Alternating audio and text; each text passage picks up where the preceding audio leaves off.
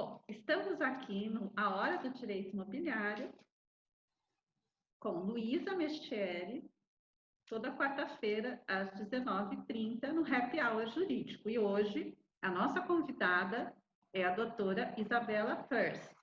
A doutora Isabela, ela é professora, advogada, empreendedora sustentável, né? Deixa eu ver, empreendedora em desenvolvimento sustentável, vamos falar direito, doutora pela Universidade de Coimbra, pré-candidata a vereadora de São Luís e fez pelo Partido Cidadania e completou o curso Renova BR Cidades 2020, em plena pandemia. Eu quero agradecer a doutora Isabela por estar conosco. Nós vamos falar de um tema importantíssimo, que é direito ambiental e empreendimentos imobiliários. Quem trabalha na área sabe o quanto é importante esses dois temas e o quanto o direito ambiental é fundamental. Doutora Isabela, muito obrigada. É uma honra tê-la aqui conosco e eu gostaria, então, das primeiras considerações iniciais. Bom, muito obrigada, Luísa. A honra é toda minha de estar aqui falando para o seu público. Direito ambiental e direito imobiliário possuem profunda relação, então eu fico muito feliz de falar sobre isso, porque eu, como advogada, já trabalhei bastante como consultora parecerista em casos envolvendo direito imobiliário, e é sempre uma área em que nós podemos evidenciar a necessidade de desenvolvimento sustentável. E quando eu digo isso, eu estou falando da necessidade de conciliar desenvolvimento com proteção ambiental, permitindo desenvolvimento. Eu gosto sempre de frisar isso, porque eu sou da área do direito ambiental, mas eu não sou aquela ambientalista que não quer desenvolvimento. Não, eu quero desenvolvimento. Eu acredito que o setor imobiliário é um setor que deve ser incentivado, claro, porque ele é um dos que mais gera empregos no país. Se eu não me engano, a construção civil é o setor que mais gera emprego no Brasil, nós considerarmos setores específicos, individuais. Então, é uma grande fonte de renda, de trabalho, de arrecadação tributária. Então, nós precisamos da construção civil aquecida, se nós queremos fazer um país desenvolvido.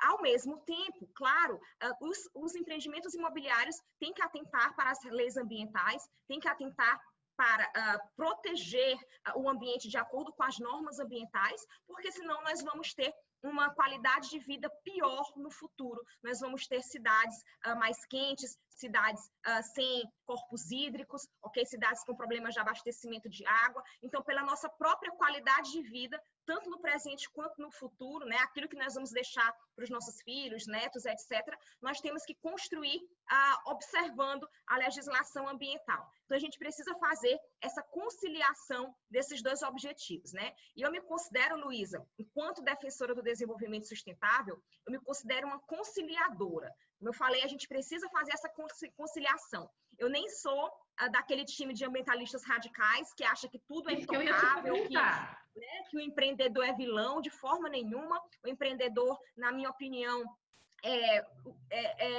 um dos grupos, né, que mais trabalha no Brasil e mais sofre também no Brasil com a burocracia. Eu vejo empresários realmente trabalhando sem parar o tempo todo, final de semana, sempre pensando em como pagar as contas da empresa, em como manter a empresa funcionando. Então, eu tiro o chapéu para os empreendedores do Brasil, que num cenário de muita burocracia continua a investir no país, né? Então, realmente tiro o meu chapéu. Mas, ao mesmo tempo, claro, a gente tem que fazer empreendimentos de acordo com a legislação, porque a legislação, ela existe não é por capricho, né? A legislação existe pensando em como é que nós vamos desenvolver hoje e fazer com que esse desenvolvimento perdure no tempo, chegue até as futuras gerações. Porque se a gente não proteger, por exemplo, recursos hídricos, se nós não pensarmos nos resíduos sólidos, a gente vai fazer com que esse desenvolvimento não chegue nas futuras gerações. Vai ser um desenvolvimento de curto prazo e as futuras gerações vão receber uma cidade quente, uma cidade sem adequada gestão dos resíduos, uma cidade poluída, ok? E não é isso que a gente quer. A gente quer que as futuras gerações recebam uma cidade melhor, não é isso? Então, a gente tem que sempre fazer essa conciliação. Eu só quero, eu queria colocar realmente isso, que o direito ambiental, na verdade, nós temos o direito ambiental porque nós temos o direito imobiliário e as construtoras, porque um regula, completa, né? Porque, na verdade, só para ter ideia, quem está nos ouvindo, em junho nós tivemos 11,100 bilhões de negócios de vendas, né? Em imóveis. E se nós compararmos, nós vamos verificar que ainda temos muito para crescer, porque o Brasil ele tem uma necessidade muito grande de moradia, né, doutora? Então é óbvio que essas moradias elas precisam ser feitas. Então a pergunta que não quer calar é a seguinte: como que o direito ambiental ele está ligado a empreendimentos imobiliários sem parar este crescimento tão necessário para nós brasileiros, tão necessários para a economia, porque os empreendimentos imobiliários, a área imobiliária, ela é mola propulsora da economia, né? Então, ela não pode parar. E como conciliar essas duas coisas, doutora? É importantíssimo para quem está nos vendo saber isso. Bom, então, como a gente já estava aqui conversando, Luísa, o direito ambiental, ele existe não para parar as atividades econômicas, mas para regulamentá-las, para que elas, inclusive, continuem a acontecer no longo prazo, de forma duradoura, para que a gente não tenha ciclos curtos de desenvolvimento e depois aquele desenvolvimento acaba, né? Então, é para que seja de forma duradoura. Então, a legislação ambiental, ela vai se relacionar com o direito imobiliário, trazendo normas que vão permitir aqueles empreendimentos terem o menor impacto ambiental possível. Não existe, Luísa, impacto zero. Qualquer atividade econômica provoca algum grau de impacto ambiental. Quando esse impacto ambiental ele é insignificante, assim, não tem peso, não tem significância, a gente nem precisa passar pelo licenciamento ambiental, ok? Às vezes tem algumas normas aplicáveis, mas não precisa passar pelo licenciamento ambiental. Mas quando se torna um impacto que mesmo baixo já tem algum grau de significância, aí precisa passar pelo licenciamento ambiental, que é o processo administrativo através do qual o poder público, não é? Seja a Secretaria Municipal de Meio Ambiente, ou a Secretaria Estadual, ou o IBAMA, né, no nível municipal, estadual ou federal, vão permitir que aquela atividade aconteça, que aquela obra de construção civil, por exemplo, seja instalada. Então, através do licenciamento ambiental, a gente também tem outras normas aplicáveis, mas é principalmente todas as normas relacionadas com o licenciamento ambiental que possuem a relação direta com o direito imobiliário, porque através dessas normas, o empreendedor vai receber do Estado, né, do Estado que eu digo, municipal, estadual, poder público municipal, estadual, federal, a permissão para que ele instale a sua obra. E vai receber também os direcionamentos do que ele deve fazer, né? O empreendedor vai produzir um estudo ambiental e esse estudo ambiental vai ser avaliado pelo órgão ambiental e o órgão ambiental, no final, vai emitir a licença com condicionantes. São essas condicionantes, que já vou explicar melhor, que vão direcionar o empreendedor, mostrando o que ele deve fazer, ok? Aí se torna uma obrigação legal as condicionantes, o que ele deve fazer para minimizar o impacto do seu empreendimento. Então, vamos imaginar um condomínio de 100 casas, ok? Um condomínio de 100 casas, ele já tem um impacto significativo, no sentido de que não é um grande impacto, não é caso, dependendo do tamanho do condomínio, mas 100 casas, aparentemente, não é caso de estudo de impacto ambiental, não precisa de estudo de impacto ambiental, mas pode ser um estudo mais simples. Por exemplo, um plano de controle ambiental. Os estudos ambientais, eles vão crescendo de complexidade, né, à medida também que o empreendimento cresce de complexidade. Estudo de impacto ambiental só é necessário para empreendimentos acima de 100 hectares, né? Quando é menos de 100 hectares, não precisa de estudo de impacto ambiental, precisa de um estudo mais simples. Então, o empreendedor, por exemplo, faz esse estudo mais simples, um plano de controle ambiental, E, através desse plano de controle ambiental, ele inicia, né? Na verdade, ele primeiro pega o checklist no órgão ambiental, o checklist dos documentos que ele tem que levar, o próprio órgão ambiental indica qual é o estudo, e aí ele leva o seu plano de controle ambiental lá. E aí o órgão ambiental vai avaliar esse estudo, vai ver se esse estudo está ok, está condizente, fez um bom diagnóstico, fez boas propostas de soluções de como mitigar, né, diminuir o impacto, e depois o órgão ambiental vai emitir a licença. No verso da licença tem as condicionantes, que é para dizer que o empreendimento, por exemplo, tem que fazer uma adequada gestão dos seus resíduos, seguindo todas as normas pertinentes a resíduos. Depois, que o empreendimento tem que fazer o monitoramento do particulado, da poluição atmosférica, principalmente no momento da instalação da obra, que gera muito particulado, ok? Que o empreendimento deve fazer, além do plano de controle ambiental, um estudo de impacto de vizinhança para entender como é que aquele empreendimento de 100 casas vai impactar nas vias, né, nas ruas paralelas, nas ruas que estão ao redor, como é que isso, se vai ser necessária alguma intervenção de trânsito para melhorar o fluxo, ok?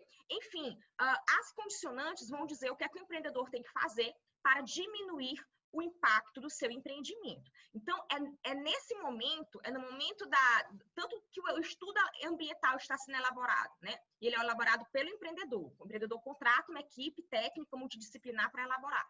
Depois, quando o órgão ambiental está avaliando esse estudo, e, por fim, quando o órgão ambiental emite a licença com condicionantes, são nesses momentos em que a gente observa o princípio do desenvolvimento sustentável sendo concretizado, porque nós temos aí o objetivo de desenvolvimento sendo alcançado, nós estamos permitindo o desenvolvimento, as atividades econômicas têm que acontecer, as atividades imobiliárias têm que acontecer, como você bem disse, o nosso país, na verdade, não apenas o Brasil, mas no mundo inteiro, a construção civil é o que puxa a economia, ok?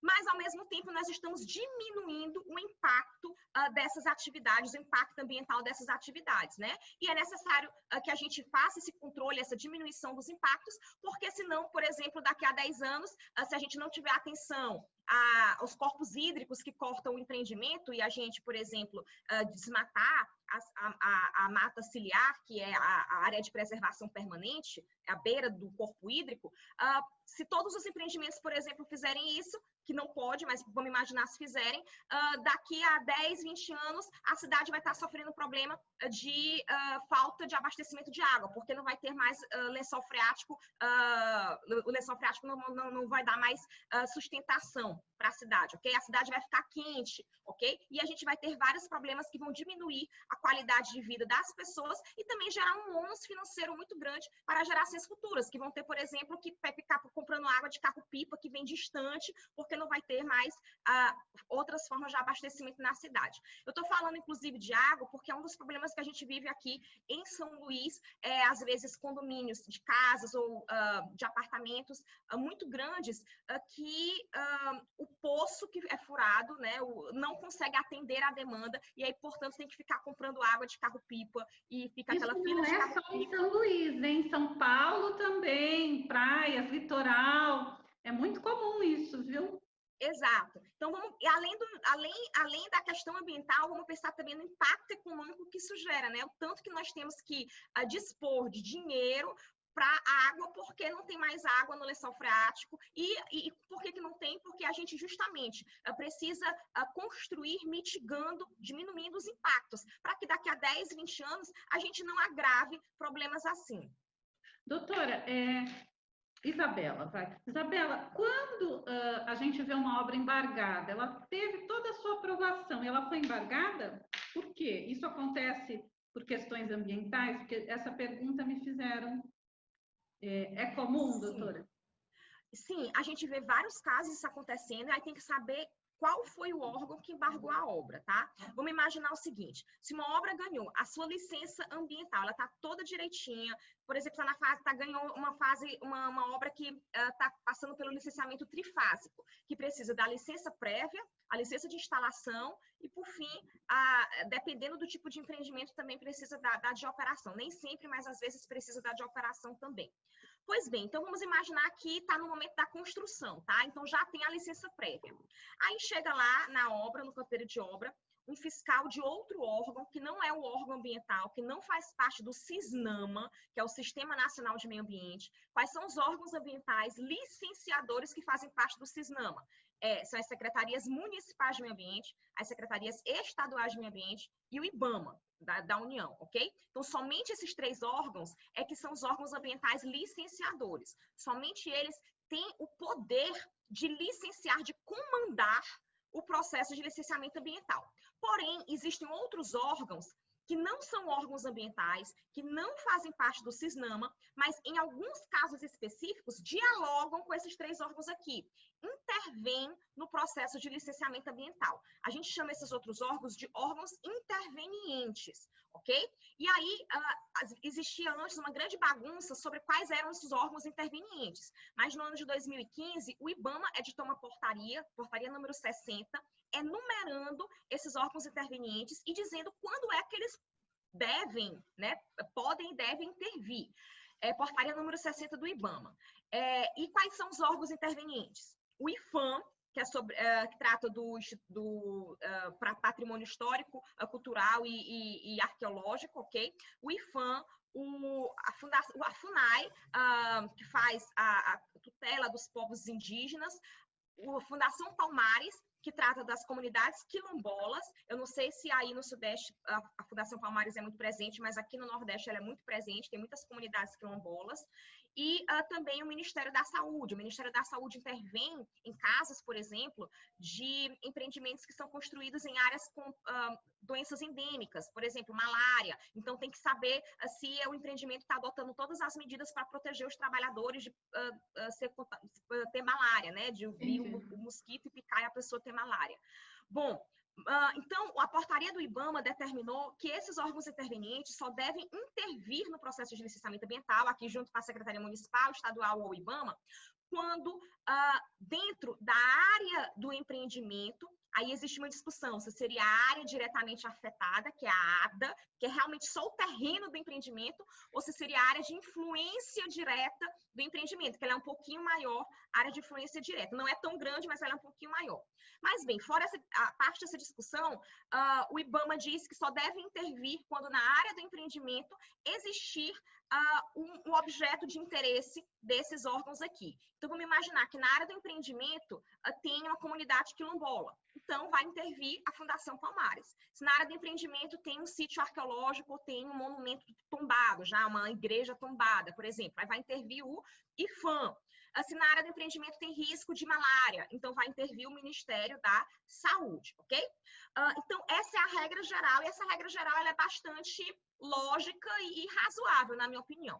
O grande problema é a interpretação que se faz dessa regra geral, porque muitas vezes a norma é boa, a norma é razoável, a norma está de acordo com o princípio do desenvolvimento sustentável, mas dentro dos órgãos, tanto dos órgãos ambientais às vezes, como principalmente eu vejo nos órgãos intervenientes, existe muita interpretação exacerbada da norma. Interpretação que eu diria mesmo ilegal da norma.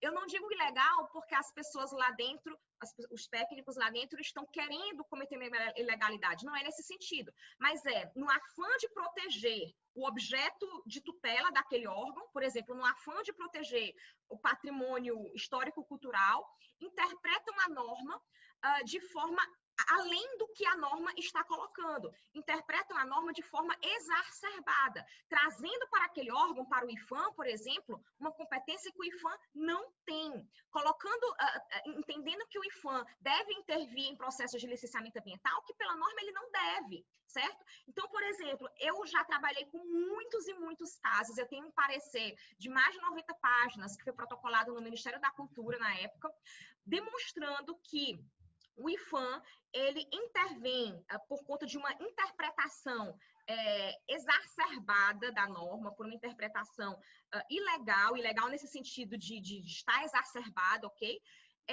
O IFAM acaba intervindo em processos de licenciamento ambiental em obras que ele não deveria intervir.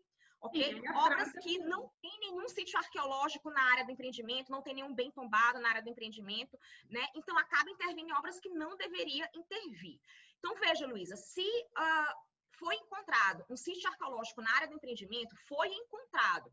Aí sim o IPHAN tem que intervir. Claro. Mas existem casos em que não é encontrado nenhum sítio arqueológico na área do empreendimento, em que previamente não existe nada na área de empreendimento, não tem. Você olha existe um cadastro nacional de sítios arqueológicos, a gente vai lá no cadastro nacional e vê que não tem dentro do cadastro nacional nenhum sítio arqueológico na área do empreendimento. E aí o IPHAN quer porque quer intervir naquela obra. E aí, quando o órgão ambiental não abre espaço para o IPHAN intervir, aí o IPHAN depois, na hora que a obra já está acontecendo, manda os fiscais lá para os fiscais embargarem a obra e faz realmente uma espécie de terrorismo, né? Dizendo, olha, a gente vai embargar a obra, isso daqui é crime. E eu já vi isso acontecendo em obras que não tinha nenhum sítio arqueológico lá, sabe? Então, não existe nenhuma razão para uma obra ser embargada quando não tem sítio arqueológico na área da obra, né? Aí, como eu te falei, tem essa discussão, se seria na área de influência, na área de influência direta ou na ADA, né? Tem essa discussão. Tem uma instrução normativa editada pelo próprio IPHAN, que diz que seria na área de influência direta. Mas essa instrução normativa foi editada pelo próprio IPHAN. E instrução normativa é uma espécie normativa muito abaixo na nossa hierarquia de normas, né? Ela tem que obedecer às normas que estão acima. Então, já é contestável por que seria na área de influência direta e não na área diretamente afetada. A área diretamente afetada é a área do terreno, do empreendimento, né? Essa é uma primeira discussão. E a outra discussão é que eu já vi também o IPHAN dizendo que a área de influência direta seria a cidade inteira, né? A área de influência direta nem sempre. Se o empreendimento, por exemplo, sei lá, é uma usina nuclear, até pode ser a cidade inteira. Se o empreendimento é uma usina nuclear, realmente, se tiver um acidente, vai afetar a cidade inteira. Então, eu até posso considerar que a área de influência direta é a cidade inteira. Mas, no empreendimento de construção civil, sem casas, por exemplo, você dizer que a área de influência direta é a cidade inteira, não tem lógica, não é a cidade inteira. A área de influência direta seria ali o bairro, as adjacências, no máximo, ok? Então, se não tem ali nas adjacências um sítio arqueológico já encontrado, já cadastrado, que está lá no Cadastro Nacional de Sítios Arqueológicos, não tem razão para o IPHAN intervir, ok? E aí, outro argumento que eu já ouvi muito falar foi assim: mas é porque o sítio arqueológico pode existir, ele ainda não foi encontrado, mas pode existir potencialmente sítio arqueológico embaixo do terreno. E aí, fez uma sombra aqui agora, né? E aí, quando existe, quando nós temos essa interpretação, é uma interpretação que, se a gente levasse ela ao pé da letra, em qualquer lugar do Brasil poderia ter sítio arqueológico, qualquer centímetro do Brasil poderia ter sítio arqueológico, né? Potencial de ter sítio arqueológico tem em qualquer lugar. Expectativa é uma coisa que não existe, é uma expectativa. Exato. Então, assim, você vai obrigar o empreendedor. Aí o IPHAN, por conta desse potencial de existir sítio arqueológico, quer que o empreendedor faça estudos prévios. Antes de instalar a obra, faça estudos prévios de arqueologia. Então, veja, se a gente fosse levar isso ao pé da letra, qualquer obra, até fazer uma barraquinha de praia, teria que ter um estudo arqueológico prévio para saber se tinha ali algum pedaço de cerâmica da pré-história, de comunidades tradicionais, etc. Então, não tem lógica essa interpretação, porque você estaria trazendo um ônus completamente desproporcional para o empreendedor.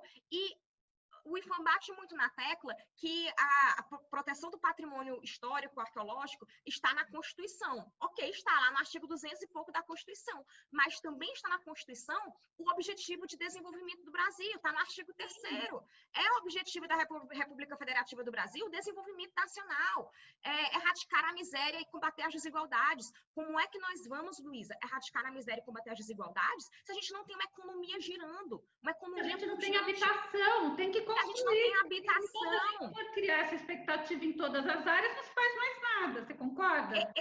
Exatamente. Então, é necessário a gente trabalhar, como eu falei, com a conciliação, Exatamente. Que é o desenvolvimento sustentável. O desenvolvimento sustentável, ele vai dizer, a gente precisa de desenvolvimento, as atividades econômicas precisam funcionar da forma menos burocratizada possível e com menor impacto ambiental possível também. Mas como é que a gente otimiza isso? A palavra-chave é otimização.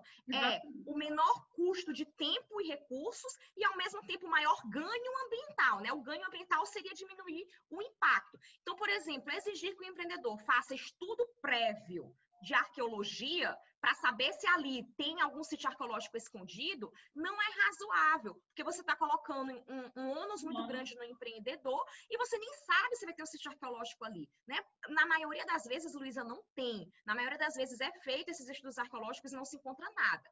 Agora, se o empreendedor começou a obra, começou a revolver o solo, e aí encontrou alguma coisa, né, alguma coisa de um bem arqueológico, aí sim é momento de parar a obra, aí chamar lá o IPHAN, para o IPHAN dizer o que é que deve ser feito, retirar o material, etc. Aí sim eu concordo plenamente que o IPHAN tem que intervir nesse momento. Mas essa é a minoria dos casos, é a minoria dos casos. E eu já vi empreendimentos sendo embargados simplesmente porque o IPHAN não tinha participado do processo de licenciamento ambiental, porque o empreendedor não tinha feito um estudo arqueológico, sendo que não era necessário fazer estudo arqueológico, porque não tinha nenhum sítio previamente encontrado, cadastrado no empreendimento, né? Então, o que eu vejo é muitas vezes as obras sendo embargadas por questões de de determinado órgão, que não é nem do CISNAM, mas de determinado órgão interveniente não ter participado, e esse órgão não precisava mesmo participar, né? Então, nesses casos, na minha concepção, o embargo é ilegal, é caso de mandado de segurança. Exatamente, na verdade, falar. É ilegal, é caso de mandado de segurança. Em alguns casos, porque se torna tão restritivo e tão ilegal que fica absurdo. Absurdo. E como eu vejo muitos embargos assim, de forma reiterada, né? Por exemplo, o órgão interveniente exigindo participar de processos de licenciamento que ele não tem o direito de participar, que ele não pode exigir isso. Eu já vi cartilha do IPHAN no site nacional do IPHAN Nacional, dizendo assim, para o empreendedor, era uma cartilha para os empreendedores, dizendo: empreendedor, se o órgão ambiental pelo qual você está sendo licenciado não pedir para você ir lá no IPHAN, realizar os estudos arqueológicos, né, fazer o licenciamento arqueológico, não espere o órgão ambiental pedir, vá você mesmo, né, de livre e espontânea vontade, né, de ofício, digamos assim, lá no IPHAN, fazer o seu licenciamento arqueológico. Veja, o que essa cartilha está dizendo é que o IPHAN ele está colocando um processo de licenciamento autônomo, independente em relação aos órgãos ambientais. Isso não pode, não existe. Isso seria usurpar a competência dos órgãos ambientais. Quem comanda o licenciamento ambiental são os órgãos ambientais. Eles é que vão dizer qual é o órgão interveniente e vai intervir em que momento. Eles é que chamam o órgão interveniente para intervir. Se o órgão ambiental não chamou, o empreendedor não é obrigado a ir lá no IPHAN ou em qualquer outro órgão interveniente requerer licenciamento, pedir para ser licenciado. Não é obrigado. E aí o IPHAN faz realmente uma espécie assim de terrorismo, vamos dizer, de forma metafórica, tá? Metafórica, tá, gente? Uma espécie assim eu consideraria até abuso de poder, enviando ofícios e cartinhas para o empreendedor dizendo: empreendedor, mesmo que o órgão ambiental não lhe peça para vir aqui fazer o estudo arqueológico, se você não vier, isso vai configurar crime contra o patrimônio.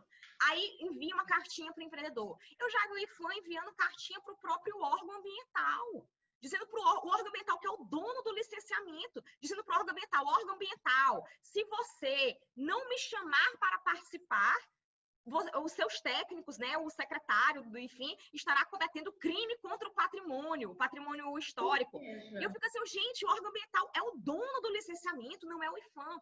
Então, às vezes, eu vejo os órgãos intervenientes querendo comandar o licenciamento ambiental, querendo fazer um licenciamento ambiental paralelo. E isso não pode. A nossa legislação não permite, ok? E aí eu vejo, às vezes, também, claro, os empreendedores revoltados com a legislação ambiental. Por quê? Porque o que eles veem é isso. Eles veem as obras sendo embargadas e eles dizem: poxa, eu estou com a minha licença de instalação certinha, aí vem aqui um órgão, embarga minha licença, embarga minha obra e ainda diz que eu estou cometendo crime, entendeu? Então, é claro que o empreendedor fica revoltado, mas o que eu quero dizer para o empreendedor é que isso não é a legislação ambiental, isso, assim, é uma interpretação errada da legislação ambiental, porque o que a legislação ambiental determina é que o empreendedor vai seguir o órgão ambiental. Se o órgão ambiental pedir a manifestação do IPHAN, tudo bem. Se o órgão ambiental não pede, o empreendedor está completamente legal, está legalizado, não, a obra não tem que ser embargada coisa nenhuma. E se vem IPHAN ou vem outro órgão interveniente embargar,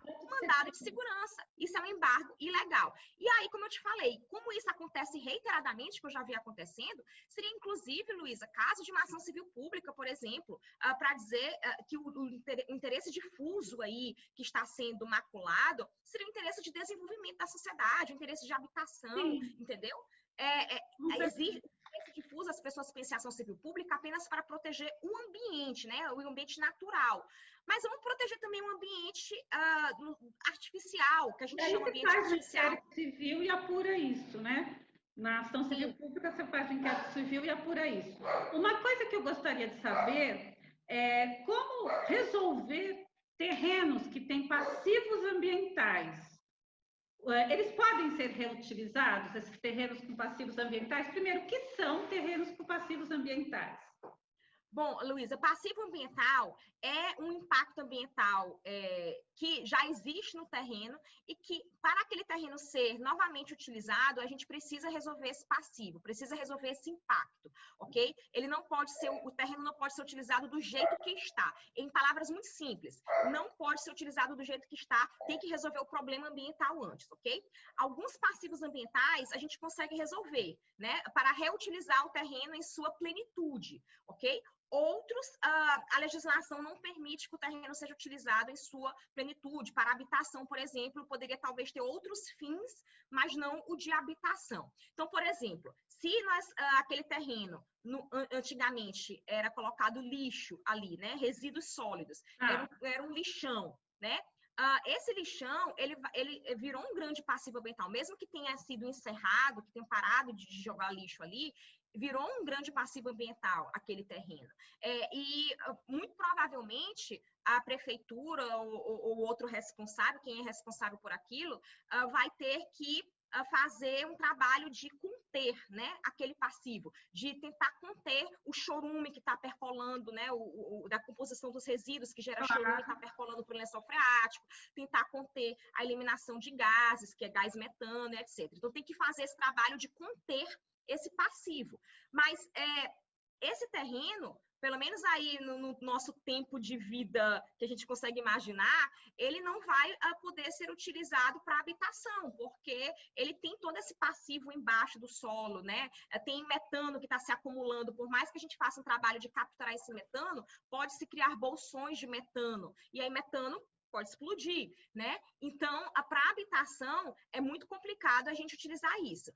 Eu não vou dizer que é impossível, porque vamos imaginar que tenha sido um acúmulo pequeno de resíduos, um lixão pequenininho, e depois se faz vários estudos ambientais, laudos técnicos para provar que o terreno já está estabilizado, que aquilo não tem mais bolsão de metano, que o chorume enfim, já foi controlado, enfim, que o terreno realmente ficou seguro. Então, pode ser, mas aí realmente a gente vai precisar de estudos ambientais muito precisos, laudos técnicos, de muita confiabilidade para assegurar a segurança daquele terreno, ok? Então, na maioria das vezes, é melhor nem utilizar terrenos assim, deixar terrenos assim para outros usos, ok? Que não para habitação. Até porque a gente já teve muitos casos de terrenos que tinham esse passivo ambiental de resíduos, ok?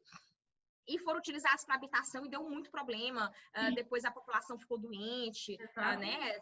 Então, assim, tem muitos casos assim que dá muito problema. Então, eu digo que antes de se construir um empreendimento imobiliário, é fundamental que o empreendedor, antes mesmo dele fazer o estudo ambiental que o órgão pede, eu digo que é bom fazer um estudozinho prévio, que seria o estudo da chamada due diligence, né? Para saber se aquele terreno é um estudo de viabilidade de local, de terreno, para saber se aquele terreno é bom, se aquele terreno não tem um grave passivo ambiental ali. Porque se tiver um grave passivo ambiental, aí vamos imaginar, o empreendedor não sabe disso, compra o terreno, aí depois vai fazer o licenciamento, vai fazer os estudos que o órgão ambiental pede, e aí, durante aqueles estudos, por exemplo, durante o plano de controle ambiental, que é o estudo que o órgão pediu, aí é que ele descobre que aquilo dali antigamente era um lixão.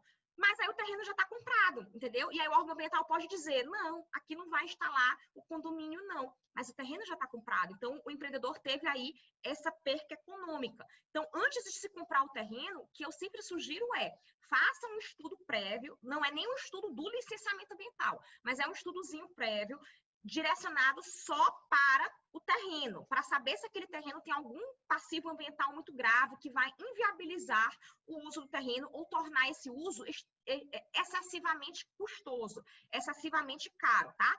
Dentro desse estudo também, por exemplo, a gente observa não apenas passivos ambientais, mas a gente observa se existe na área do terreno um sítio arqueológico já cadastrado, entendeu? Se existe um bem tombado. Por quê? Porque olhando isso, a gente vai saber se na hora lá do licenciamento, no futuro licenciamento, a gente vai ter os órgãos intervenientes intervindo no licenciamento, né? Por exemplo, se já tem um sítio arqueológico encontrado, cadastrado, né? Dentro do Cadastro Nacional de Sítios Arqueológicos, na área do empreendimento, então a gente já sabe que sim, dessa vez sim o IPHAN vai participar do licenciamento, não tem nem como discutir. E aí, para o empreendedor, é custo, não é? Porque o IPHAN provavelmente vai pedir um estudo arqueológico, vai, enfim, colocar exigências a respeito daquele sítio arqueológico, e isso é custo. E o empreendedor pode dizer, tudo bem, não me importo, eu coloco esse custo na minha planilha, mas o empreendedor já vai saber que vai ter esse custo, entendeu? Então, ele já vai comprar aquele terreno sabendo que vai ter esse custo de, além do estudo ambiental, vai ter também um estudo arqueológico, porque a gente já sabe que tem sítio arqueológico encontrado e devidamente cadastrado. Eu sempre digo isso porque eu não estou falando de sítios escondidos, entendeu? Estou falando de sítios que já foram encontrados e já estão cadastrados. Também nesses estudos prévios, né, a respeito do passivo que você mencionou, a gente poderia também imaginar outros passivos. Por exemplo, se tem um corpo hídrico cortando empreendimento. Às vezes, nas próprias cidades, a gente tem corpos hídricos nas próprias cidades. Às vezes, pequenos riachinhos, ok? Por menor que seja um riachinho, se ele é perene ou intermitente... se ele é perene ou intermitente, isto é, se ele não é um riachinho que foi formado só por conta de água da chuva, assim, que é tipo só um corpo de água efêmero, se ele não é efêmero, ok? Ele está, então, protegido pelo Código Florestal. Ele se torna uma área de preservação permanente, a famosa APP. E aí, se tem uma APP cortando o terreno do empreendimento, então o empreendedor vai ter que manter a APP preservada, né? A APP pelo Código Florestal é 30 metros. 30 metros de um lado da beira do rio, do riachinho, e 30 metros do outro lado, da outra beira do riachinho. Então, ele tem que manter 30 metros. Em alguns municípios, pode até ser mais do que 30 metros, dependendo da legislação municipal. Aqui em São Luís, por exemplo, a gente tem uma lei municipal que fala que é 50 metros. Então, aqui em São Luís é 50 metros. Ok, na verdade, tem um litígio aí, se é 30 metros ou 50, mas enfim. E aí, o fato é que o empreendedor já vai também saber previamente que naquele terreno ele não vai poder dispor desses 30 metros de um lado e 30 metros do outro. Então, ele já vai colocar no seu cálculo dos custos do empreendimento e daí também das vantagens do empreendimento, né? Que aqueles 30 metros ele não vai poder dispor para construir a casa. Mas isso não é um impeditivo, veja, é apenas para ele ter a noção do que ele vai poder fazer ou não vai poder, ou não pode fazer no terreno. E aí ele vai dizer, olha, eu não posso construir nos 30 metros da APP, mas os 30 metros da APP pode valorizar o meu terreno se eu fizer toda essa extensão da APP uma área verde, com parquinho, né?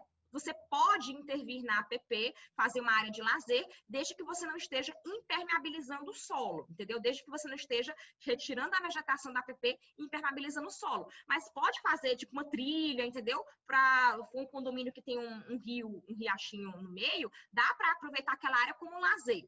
Mas o empreendedor já vai saber disso. E aí, isso não caracteriza um passivo, isso caracteriza uma característica do empreendimento que tem que ser levada em consideração, né? Mas é um passivo, voltando à tua pergunta de passivo, se a área de APP está desmatada, se o riachinho ainda existe ali, mas em alguns trechos a área de APP está desmatada. É um passivo porque o empreendedor vai ter que replantar essa área de APP. E replantar com plantas nativas da região. Não pode replantar, sei lá, com a planta ornamental mais bonita que ele acha. Não, tem que ser com plantas nativas, ok? E diversificadas. Então, ele vai ter que replantar. E mesmo que ele já tenha comprado terreno com aquela área desmatada, mesmo assim, ele tem a obrigação de replantar. Se ele quiser, juridicamente, depois ele pode requerer em ação de regresso, algo do antigo proprietário em relação aos custos, ou na hora mesmo que ele compra o terreno, ele já abate isso do valor do terreno, entendeu? Porque ele já vai dizer, olha, o valor desse terreno tem que ser menor porque eu vou ter que ter esse gasto de replantar a APP. Então, isso é um passivo que é fácil de ser solucionado, é só replantar, mas tem que entrar na planilha de custos do empreendimento, ok? O que eu tenho notado aqui, às vezes que a gente deu alguma assessoria, a última que a gente deu, nós colocamos no contrato de compra uma cláusula que a gente chama resolutiva. Se aparecesse um passivo que impedisse, o negócio seria desfeito. Então, ele comprou, ele comprou, fez todo esse contrato, fizemos uma escritura e ele fez essas prévias verificações, estava tudo certo, e enfim, aí tirou todas essas licenças. Uma questão aqui, continuando isso, quando falam mananciais, muita gente fala, isso é mananciais. O que exatamente significa, doutora? Mananciais são corpos hídricos em que, falando de uma forma bem simples, é onde vai nascer o riachinho, nascer o rio, né? Porque os corpos hídricos, eles nascem ali nos mananciais, olhos d'água, e aí vão formando pequenos corpos hídricos, que depois esses pequenos corpos hídricos vão desaguar em corpos hídricos um pouquinho maiores, que depois vão desaguar no rio mesmo, né? Que a gente chama de rio, que é um corpo hídrico com maior volume de água. Não existe na nossa legislação uma diferenciação assim precisa do que é um rio, do que é um riachinho, né? Do que é um manancial. A nossa legislação ela não faz essa diferenciação. Ela fala de mananciais, fala de olhos d'água, fala de rio, mas ela não diz o que é o manancial, o que é o riachinho, o que é o rio, né? Ela não faz essa diferenciação. O IBGE tem um glossário, uma espécie de enciclopédia com termos, em que ele faz essa interpretação. Olha, é riachinho quando o volume de água não é tão grande, é rio quando o volume de água é maior, ok? Mas isso também é tudo interpretação, não é uma interpretação vinculativa, legal, né? É uma interpretação. Mas manancial, o que então nós interpretamos como manancial, seria aquele corpo hídrico onde o rio, né, está nascendo, ou na verdade está nascendo o riachinho, que depois esse riachinho vai desaguar lá no corpo hídrico maior que vai formar o rio, né? Então, seria um corpo hídrico onde a água está brotando, digamos assim, brotando da terra. Isso é o manancial. E o manancial, os mananciais, olhos d'água, eles são também corpos hídricos protegidos pela lei, justamente porque se você, por exemplo, aterra um manancial, você está matando o rio lá na frente, né? Porque o rio ele só existe muito grande, porque né? Tem os mananciais que estão alimentando, entendeu? Tá. E essa novidade do IPTU verde? Selo verde? O IPTU verde. O IPTU verde. Excelente. Então, como funciona e o que isso tem impactado para toda a sociedade? Porque parece que é uma realidade que está sendo implementada, né? Em vários lugares, aqui a gente já tem, que dá descontos, né? Para quem faz respeita os requisitos, né? Para se conseguir esse selo de IPTU verde. Como funciona isso? Então, o IPTU verde é um desconto no IPTU que os municípios que aderem ao IPTU verde, que criam uma lei de IPTU verde, né, dão para os usuários do solo urbano, né, que tem a obrigação de pagar IPTU, para aqueles que cumprem determinadas características na sua casa, no seu edifício, no seu empreendimento, que eles não eram obrigados por lei a fazer, mas eles fizeram. Então, como eles fizeram, eles vão ganhar uma espécie de prêmio. E o prêmio é o desconto no IPTU. O IPTU verde é uma forma do direito agir, não apenas através da dor, né? Eu brinco assim, mas também através do amor, né? O direito, nós possuímos resposta a lei oferece resposta, seja uma sanção, pena, né? Tipo, olha, você tem que fazer isso, do contrário, você vai ter uma multa, você, se for no caso de um crime, você é preso, ok? Você tem uma pena, uma sanção, na verdade, uma sanção que é mais genérica, ou também o direito opera através de recompensas, de benefícios. Tipo, olha, você não é obrigado por lei a fazer isso, você não vai sofrer nenhuma consequência negativa se você não fizer, porém, se você fizer, você vai ganhar um benefício, você vai ganhar uma recompensa. Esse tipo de recompensa é chamado de sanção prêmio, né, na teoria geral do direito.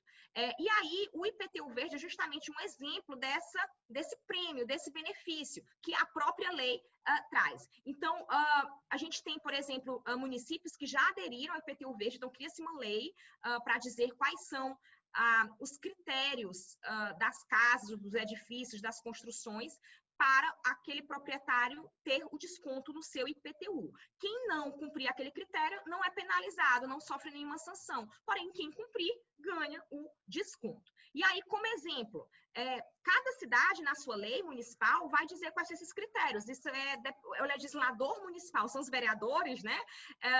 Já que eu sou pré-candidata a vereadora, já falando aqui do trabalho do que faz o vereador, são os vereadores que legislam leis como essas, como a do IPTU verde, e determinam quais são os critérios que serão adotados para o proprietário receber o desconto. Por exemplo, municipal, né?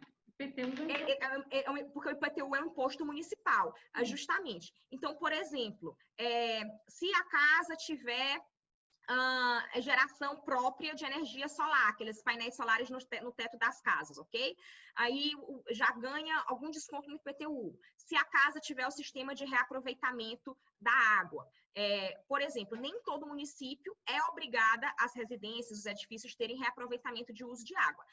Quando não é obrigado, isso pode ser colocado como critério de IPTU verde. Porém, se for obrigatório naquele município as casas terem um reaproveitamento de água, aí já não pode mais ser critério de IPTU verde, porque aí já é uma obrigação da lei, entendeu?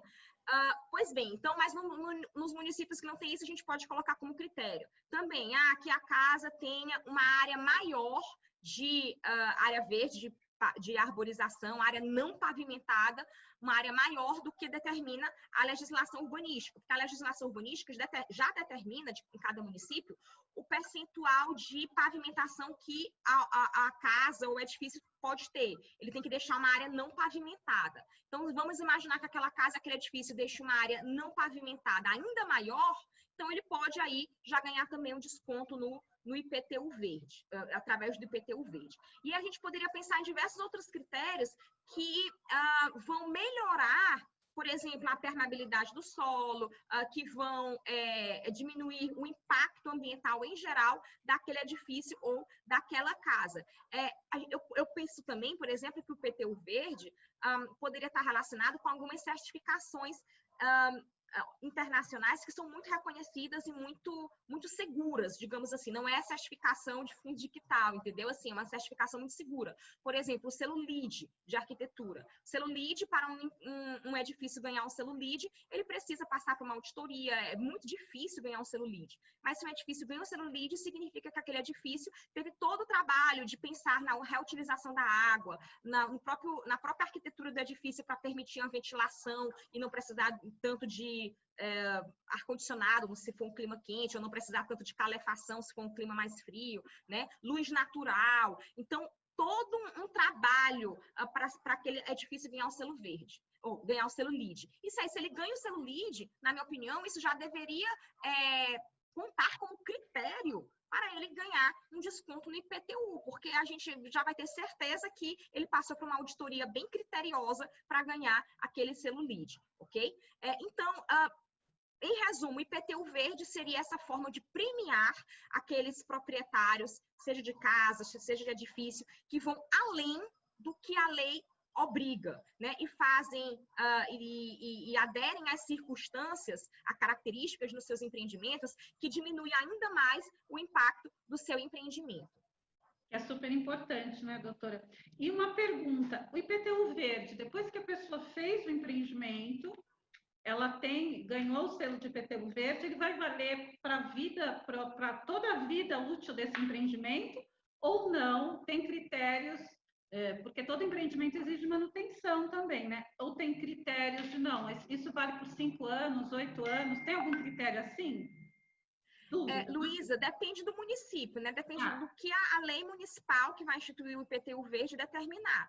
Eu acredito que deve sim ter esse monitoramento, deve ter essa validade, digamos, até porque os planos diretores das cidades, eles têm que ser constantemente revisados, pelo menos a cada 5 anos. Então, vamos imaginar que um edifício, uma casa, ganhou o IPTU verde, e daqui a 5 anos o plano diretor mudou, e mudou também a lei de uso e parcelamento do solo, mudaram as leis urbanísticas, e as leis urbanísticas colocaram como obrigação todas aquelas características que a casa tinha e que garantia ela o IPTU verde. Então, não tem mais lógica ela ganhar o IPTU verde, que é uma recompensa, se tudo que ela faz agora já está como obrigação na lei, entendeu? Então, eu entendo que sim, que o IPTU verde tem que ser tem que ter, digamos, um prazo de validade, monitorado, um prazo de validade para ele estar sempre sendo revisado, para os proprietários que ganharam terem ali aquela motivação de estarem sempre acima do que a lei manda, porque a ideia é essa, o IPTU verde ele tem que premiar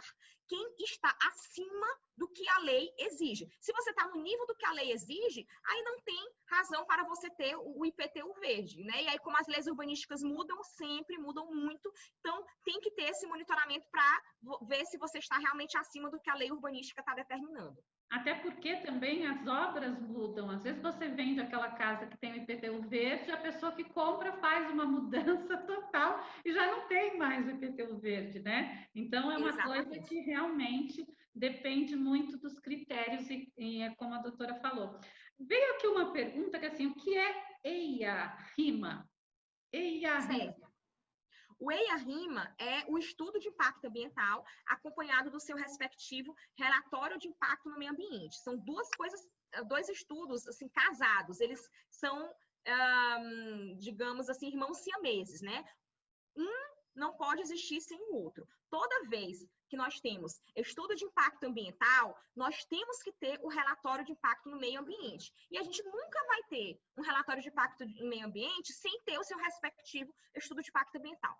O estudo de impacto ambiental é o mais complexo estudo ambiental que existe pela nossa legislação brasileira. Ele está, inclusive, previsto na Constituição Federal para as obras de maior impacto ambiental, que são as obras que na Constituição a gente chama de impacto significativo. Mas que a Constituição, quando a gente fala de estudo de impacto ambiental, nós estamos falando de um impacto ambiental grande, ok? Não apenas aquele impacto que é diferente do insignificante, mas é um impacto ambiental grande, porque a gente pode ter impactos ambientais que são significativos no sentido de que precisam do licenciamento ambiental, mas que não precisam do EIA, porque o EIA é muito grande, o EIA é muito caro, o EIA é muito complexo, né? Então, quem é que vai precisar de EIA? No setor imobiliário, por exemplo, no setor da construção civil. Somente os empreendimentos que têm mais de 100 hectares, tá? Então, vamos imaginar um condomínio de casas que tem 5 hectares, nunca que vai precisar de um EIA, né? A não ser que ele tenha uma circunstância excepcional, a não ser que, por exemplo, tenha algo muito específico no terreno daquele empreendimento que obrigue um EIA, que a Secretaria de Meio Ambiente ela tem essa discricionariedade de pedir um EIA, mas ela vai ter que explicar tecnicamente, detalhadamente, por que ela está exigindo um EIA naquela circunstância que, em tese, não era necessária, entendeu? Então, assim, o que a lei realmente exige é o EIA só para empreendimentos acima de 100 hectares, tá bom? Empreendimentos imobiliários. Então, um condomínio de casa de 5 hectares, em 99,9999% dos casos, não precisa de EIA, mas vai precisar de um outro estudo ambiental, um menos complexo do que o EIA. Vai precisar do PCA, que é o Plano de Controle Ambiental, por exemplo. Mas vamos imaginar, então, que seja um caso de um condomínio maior do que 100 hectares, seja um super Minha Casa Minha Vida de, sei lá quantos, 200 hectares, ok? Muito grande. Aí ele vai precisar, sim, de um EIA-RIMA, porque o impacto vai ser realmente bem significativo, então vai precisar desse estudo maior. E aí, quando precisa do EIA, o EIA, os estudos ambientais, eles geralmente seguem essa sistemática. Precisa ter um diagnóstico da área, precisa ter uma avaliação do impacto, como é que o impacto daquele empreendimento está classificado, se é pequeno, médio, grande, de que forma que vai afetar a fauna, a flora, etc. E depois, o estudo precisa trazer soluções para diminuir esse impacto, soluções de mitigação, né? Então, geralmente, os estudos ambientais, geralmente não, eles sempre estão organizados assim. Mas um EIA, todas essas fases são super complexas. Você fazer um diagnóstico de EIA, você precisa examinar não apenas a área ali diretamente afetada do empreendimento. Você vai precisar avaliar uma área muito maior, você vai precisar avaliar o meio socioeconômico, por exemplo, da cidade, saber o IDH da cidade, muitas vezes precisa fazer entrevista com as comunidades vizinhas, então é muito complexo fazer um EIA, e por isso que o EIA é muito caro, né? E assim, eu vejo muito, digamos, os questionamentos, as reclamações do setor produtivo a respeito do custo do licenciamento ambiental. Realmente é um custo elevado, principalmente se nós temos EIA, né? Agora, não é sempre, o que eu quero deixar frisado é que não é sempre que nós vamos ter EIA. No caso do setor imobiliário, na maioria das vezes, nós não precisamos de EIA. A gente precisa de um estudo mais simples, e aí o custo de um estudo mais simples é bem menor, é infinitamente menor do que um EIA. Okay? E assim também, né? O EIA, como você falou, é só para empreendimentos muito grandes. Esses empreendimentos muito grandes, ele tem um VGV, um valor geral de vendas, também muito grande. Então, faz parte, né? Por isso que existe o EIA, né? Porque tem empreendimentos muito grandes. Doutora, olha, eu quero agradecer esse assunto de direito ambiental, simplesmente ele é grande, importante, a gente não conseguiria pegar todos os temas, então eu peguei algumas perguntas, adorei, eu quero agradecer demais. Eu vou me despedir aqui, agradeço a quem está vendo a gente, vou pedir para a doutora Isabela fazer as considerações finais dela, para falar da nova, né, da nova investida, né, pré-candidata a vereadora em São Luís, dos espaços dela no Instagram, Facebook, enfim, nos passar os endereços. E você que gosta de direito ambiental, doutora Isabela, professora na área, enfim, sabe muito, deu para perceber, né? Então, eu quero agradecer e até a próxima. Se houver uma outra oportunidade, eu vou gostar de conversar de novo com a doutora Isabela. Encontro, então, você que está aqui no nosso canal, na próxima quarta-feira, no Happy Hour Jurídico, falando novamente sobre algum tema ligado ao direito imobiliário ou o próprio direito imobiliário, porque aqui a gente vai falar tudo sobre mercado imobiliário e afins. Muito obrigada, doutora Isabela, e faça suas considerações finais. Até a próxima. Muito obrigada. Muitíssimo obrigada, Luísa. Muitíssimo obrigada a todos vocês que nos assistiram. Então, eu sou a professora Isabela Pierce, eu estou pré-candidata a vereadora por São Luís, e eu convido todos vocês a me acompanharem no Instagram, @Isabela Pierce, Isabela com 2 L's. A Luísa depois acho que pode colocar aí nos comentários o meu nome. E vou colocar. Perfeito. E eu convido vocês, porque através do Instagram, também tem o meu canal do YouTube, das minhas redes sociais em geral, eu estou sempre divulgando não apenas as propostas da minha pré-candidatura, mas eventos que eu sempre fiz na área do desenvolvimento sustentável. Eu sou professora, não é? Eu sou professora de universidade e sou empreendedora também, eu não sou apenas professora, eu sempre tive um pé na teoria e um pé na prática, então eu estou sempre fazendo eventos em que os diversos setores estão dialogando, eventos para pensar em soluções para a nossa realidade, eventos muito propositivos, muito técnicos, de realmente pensar em soluções, e eventos em diversas áreas relacionadas ao desenvolvimento sustentável, incluindo aquelas pertinentes ao setor imobiliário. Então, eu convido vocês a me acompanharem para participarem desses eventos, são sempre públicos e gratuitos, ok? E, eventualmente, algum curso também, que eu sempre estou oferecendo cursos, sintam-se convidados a fazer algum curso, geralmente online. Agora, nesse período, a gente adentrou nos cursos online, né? Então, também adentrei nessa possibilidade de oferecimento de cursos online. Não apenas agora presencial, também cursos online estão sendo oferecidos, tá ok? E eu agradeço e aguardo o acompanhamento de vocês. Gostaria muito de ver vocês em outros eventos que a gente promove. ok? Muito obrigada, Luísa. Agradeço muito a Luísa pelo convite. Muito, Luísa. Obrigada. Foi um prazer enorme ter participado do Renova BR com você, não é?